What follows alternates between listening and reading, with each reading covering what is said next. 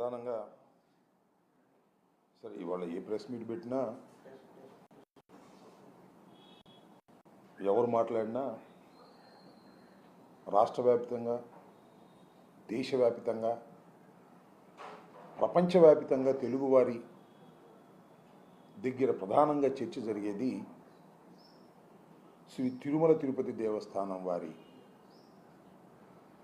ప్రసాదం మీద లడ్డూ మీదే ఇవాళ చర్చ జరుగుతున్నటువంటి అంశం.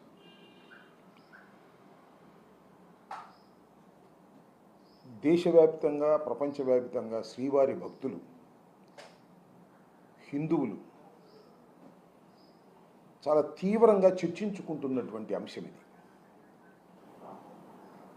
ఈ అంశం ఎందుకు చర్చనీయాంశమైంది అనే అంశాన్ని ఒకసారి పరిశీలించినప్పుడు కొన్ని మాటలు చెప్పవలసినటువంటి అవసరం ఉన్నది. దురదృష్టం, రాజకీయ కక్ష కోసం, రాజకీయ కక్ష అంటే ఇక్కడేమి ముసుగులేమి లేవు, జగన్మోహన్ రెడ్డి గారి మీద వైఎస్ఆర్ కాంగ్రెస్ పార్టీ మీద ఉన్న కక్షని తీర్చుకోవడం కోసం చంద్రబాబు నాయుడు గారు అధికారంలోకి వచ్చిన దగ్గర నుంచి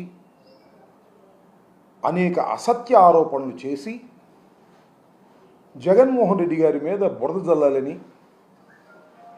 జగన్మోహన్ రెడ్డి గారిని రాజకీయంగా అపాస్పాలు చేయాలనేటువంటి ప్రయత్నం జరుగుతున్నటువంటి అంశాన్ని కొద్దిగా లోతుగా ఆలోచిస్తే ఎవరికైనా అర్థమవుతుంది.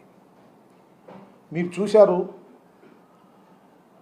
చంద్రబాబు నాయుడు గారు అధికారంలోకి వచ్చిన తర్వాత ఏ విషయం జరిగినా దీనికి జగన్మోహన్ రెడ్డి గారే ప్రధానమైనటువంటి కారకుడు.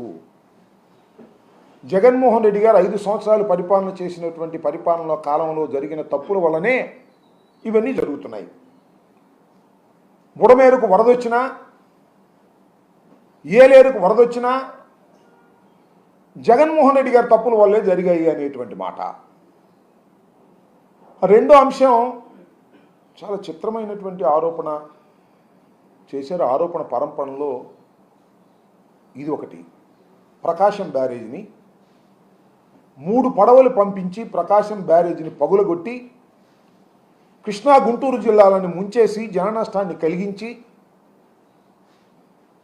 తద్వారా రాష్ట్రపతి పరిపాలన తీసుకొచ్చి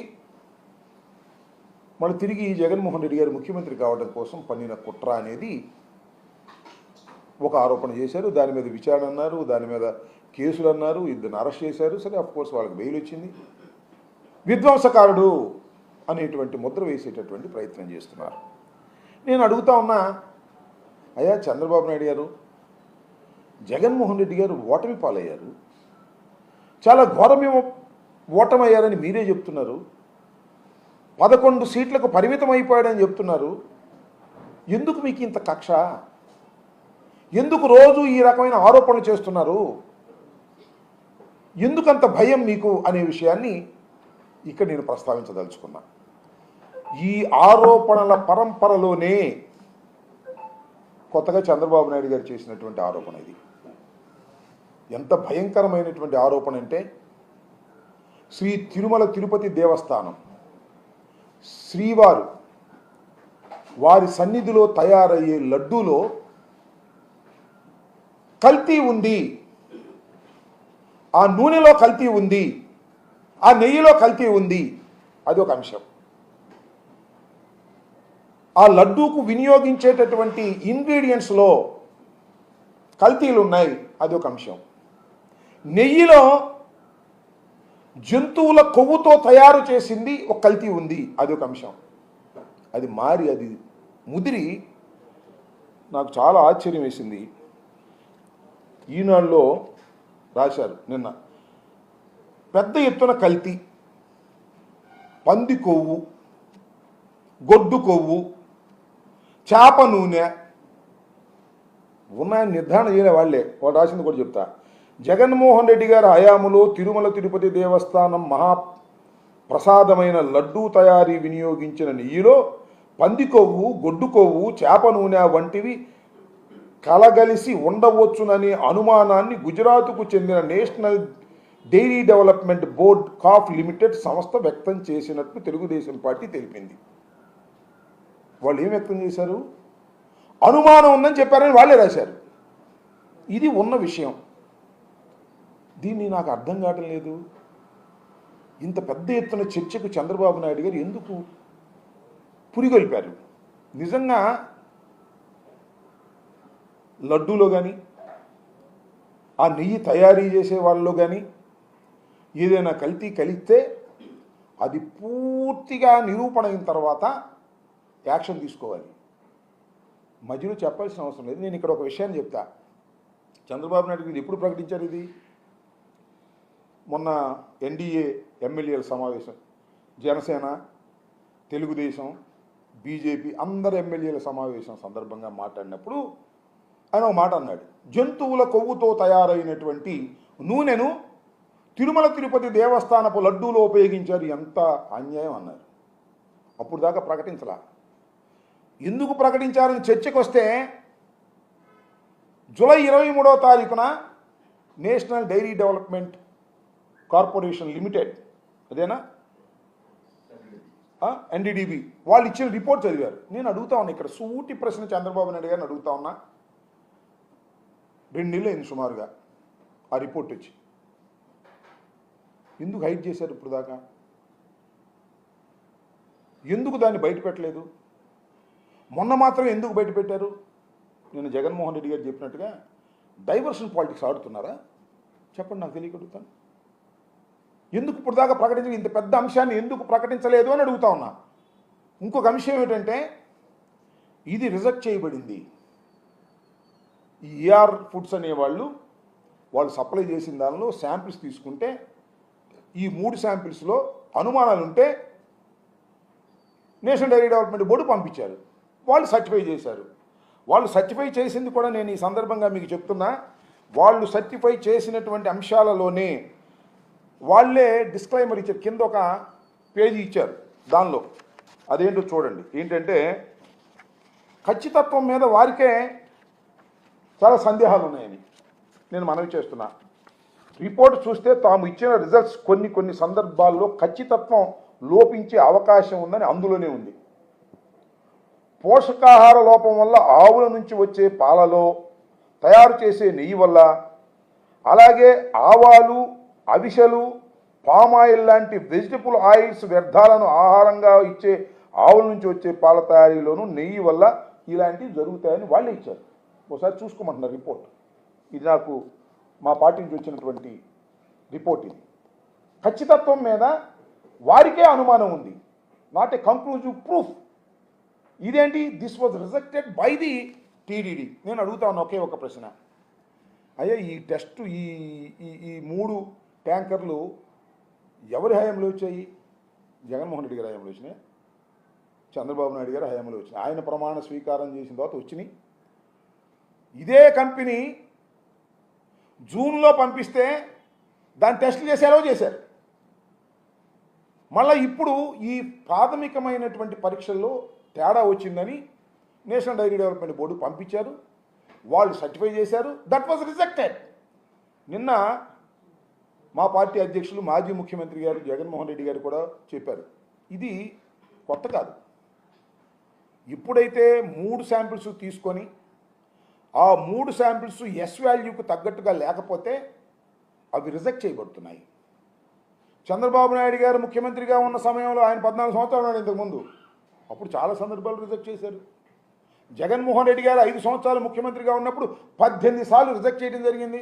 కల్తీ ఉందని అనుమానంతోనే, కల్తీ ఉంది అనేటువంటి అనుమానంతో రిజెక్ట్ చేశారు. నేను ఇంకొక విషయాన్ని కూడా ఇక్కడ నేను ప్రస్తావన చేయాలి. ఎప్పుడైతే ఈ నేషనల్ డైరీ డెవలప్మెంట్ కార్పొరేషన్ నుంచి ఎప్పుడైతే రిపోర్ట్ వచ్చిందో, ఇమీడియట్గానే ఈఓ గారు మీటింగ్ పెట్టారు. మీరు చూసే ఉంటారు. దానిలో ఆయన చాలా స్పష్టంగా చెప్పాడు, దీనిలో వెజిటబుల్ ఆయిల్స్ కలిసాయి అని అనుమానం ఉంది, వనస్పతి ఆయిల్ కలిసినటువంటి సందేహాలు ఉన్నాయి అని ఆయన ఆ రోజు చెప్పాడు. ఇవాళ ఎప్పుడైతే చంద్రబాబు నాయుడు గారు జంతువుల కొవ్వుతో తయారు చేసినటువంటి ఆయిల్ మిశ్రమం దీనిలో కలిసింది అని ప్రకటించాడో, దాన్ని సమర్థించడం కోసం పాపం అధికారులు, శ్యామలరావు గారు కూడా, I know very well Shyamalarao గారు, ఎందుకంటే కొంతకాలం ఇరిగేషన్ సెక్రటరీ కూడా పనిచేశారు. ఇది నైస్ ఆఫీసర్. పాప ఆయన ఏం చేస్తాడు? ఇప్పుడు ముఖ్యమంత్రి చంద్రబాబు నాయుడు గారు చెప్పిన దాన్ని సమర్థించటం కోసం పాపం ఆయన బాధ ఆయన పడుతున్నాడు. ఇప్పుడైతే ఈ మాట చంద్రబాబు నాయుడు గారు రాజకీయంగా జగన్మోహన్ రెడ్డి గారి మీద కక్షతో ఈ మాట వాడి ప్రజల్లోకి తీసుకువెళ్ళాలని ప్రయత్నం చేశారో, ఆ ప్రయత్నాన్ని సపోర్ట్ చేయటం కోసం ఆధారాలు లేకోకుండా ఈనాడు, ఆంధ్రజ్యోతి, పాపం తిరుమల తిరుపతి దేవస్థానంలో ఉన్న శ్యామలరావు గారు, తెలుగుదేశం పార్టీ క్యాడరు ఎంతో ప్రయత్నం చేస్తారు. అబద్ధం ఆడినా కాస్త అతికేదట్టు ఉండాలి అనేటువంటి మాట మాట్లాడతారు. నేను అడుగుతా ఉన్నా ఒక్క మాట. శర్మ గారు ఉన్నాడు, నాకు చాలా కాలం నుంచి తెలుసు. ప్రజాశక్తి శర్మ గారు బ్రాహ్మలు. ఆయన పిలిచి, ఆయన బ్రాహ్మడు, మాంసం తిండా నాకు తెలుసు కదా, పిలిచి పంచభక్ష పరవాణాలు పెట్టాను. తిన్నాడు. తిన్న తర్వాత శర్మ గారు దీనిలో పంది మాంసం ఉందన్న, నాకు ఏమవ్వాలైనా ఏంది కర్మ నాకు అర్థం కాల.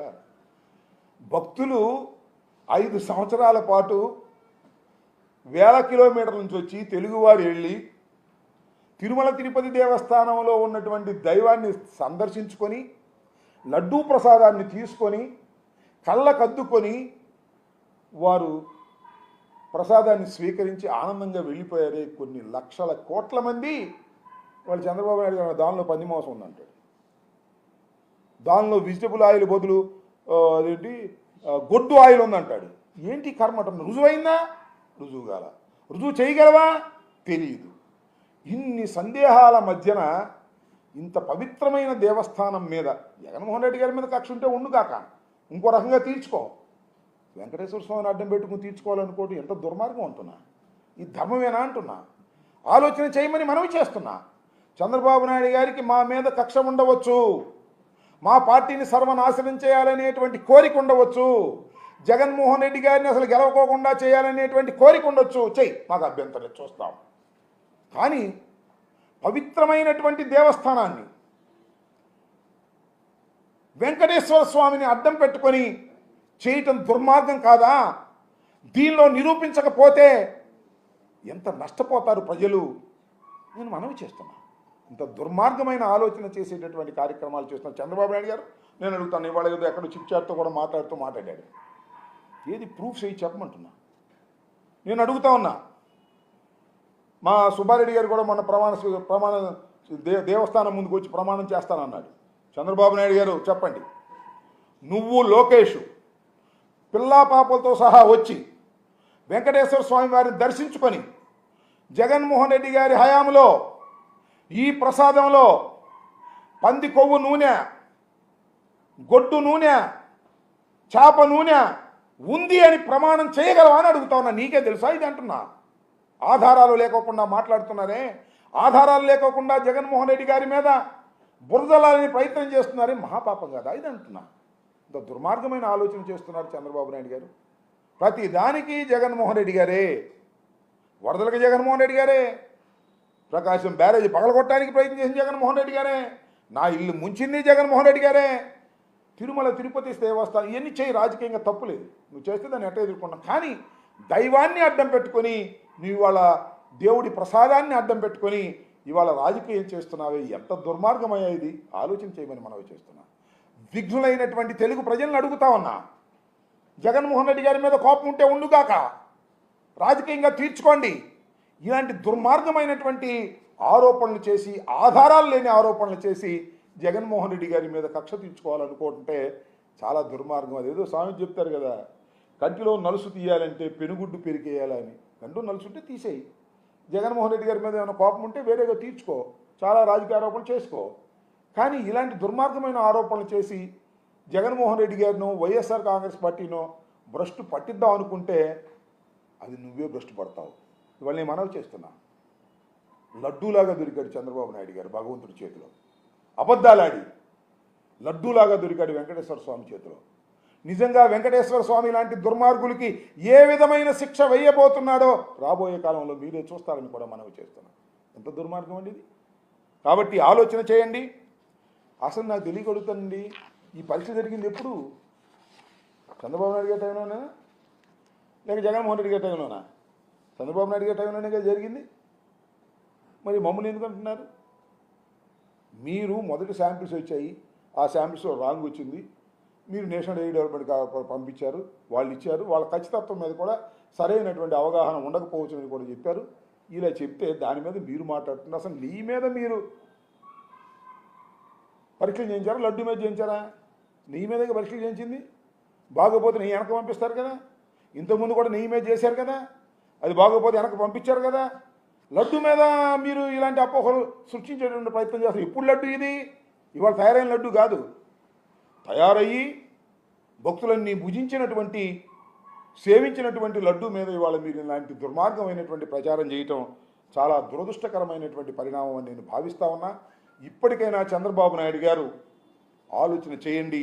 ఇలాంటి దుర్మార్గమైనటువంటి రాజకీయ ప్రయోజనాల కోసం శ్రీ శ్రీ శ్రీ శ్రీ వెంకటేశ్వర స్వామిని వాడుకోవటం అనేది చాలా దుర్మార్గం. దీనికి మీరు తక్షణమే సమాధానం చెప్పాల్సిన అవసరం ఉంది. జగన్మోహన్ రెడ్డి గారు చాలా ప్రశ్నలు అడిగారు. ఇది ఏం కొత్తగా వచ్చినటువంటి సాంప్రదాయం కాదు. ఏది ఈ ట్యాంకులు వస్తే దానిలో 3 శాంపిల్స్ తీసుకోవటం, పరీక్ష చేయటం, ఆ 3 శాంపిల్స్ పాస్ అయితేనే పంపించటం, పాస్ కాకపోతే మళ్ళీ పైకి పంపించడం అంతా ఎప్పటి నుంచో జరుగుతున్నటువంటి ప్రాక్టీస్. తిరుమల తిరుపతి దేవస్థానం మీకన్నా నాకన్నా పుట్టక ముందు నుంచి ఉన్నటువంటిది. చాలా ప్రాక్టీసెస్ ఉన్నాయి, వాటిని డెవలప్ చేస్తున్నారు. అలాంటి శ్రీ వెంకటేశ్వర స్వామిని అడ్డం పెట్టుకుని జగన్మోహన్ రెడ్డి గారి మీద కక్ష తీసుకోవాలని ప్రయత్నం చేయటం మహాపాపం. దానికి చంద్రబాబు నాయుడు గారు ప్రతిఫలం అనుభవించక తప్పదు అని ఈ సందర్భంగా నేను మనవి చేస్తున్నాను. చంద్రబాబు నాయుడు గారు ఆధారాలు లేని ఒక ఆరోపణ చేస్తే దాన్ని బలపరచడం కోసం పడుతున్నటువంటి ఈనాడు, ఆంధ్రజ్యోతి పాటలు చూస్తే నవ్వొస్తుంది. నేను మనవి చేస్తున్నాను టీటీడీ సంబంధించినటువంటి ఉద్యోగుల్ని, ముఖ్యంగా జేఈఓ గారిని, అలాగే ఈఓ గారిని, మీరు కూడా ఆలోచన చేయండి. చంద్రబాబు నాయుడు గారిని సపోర్ట్ చేయడం కోసం దయచేసి దేవుడి సన్నిధిలో ఉండి కొద్దిగా అటు ఇటుగా మాట్లాడకండి, ఉన్నది ఉన్నట్టుగా మాట్లాడండి.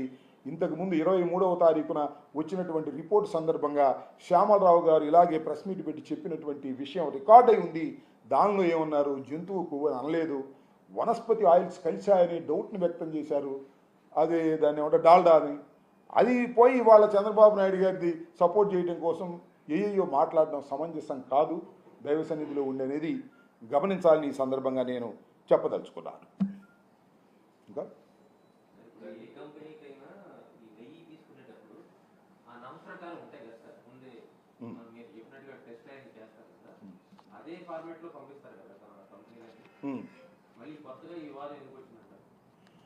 ఈ వివాదం ఎందుకు వచ్చిందో మీరు చంద్రబాబుని అడగాలి. ఇప్పుడు జనరల్గా ఒక ట్యాంకర్ వస్తుంది, నాకు తెలిసినంతవరకు, నేనేమో టీటీడీలో నాకు ఎక్స్పీరియన్స్ లేదు, విన్న దాని మీద నేను తెలుసుకున్న దాని మీద ట్యాంకర్ వస్తే ఆ ట్యాంకర్ పంపించేవాడు కూడా నేను కాంట్రాక్ట్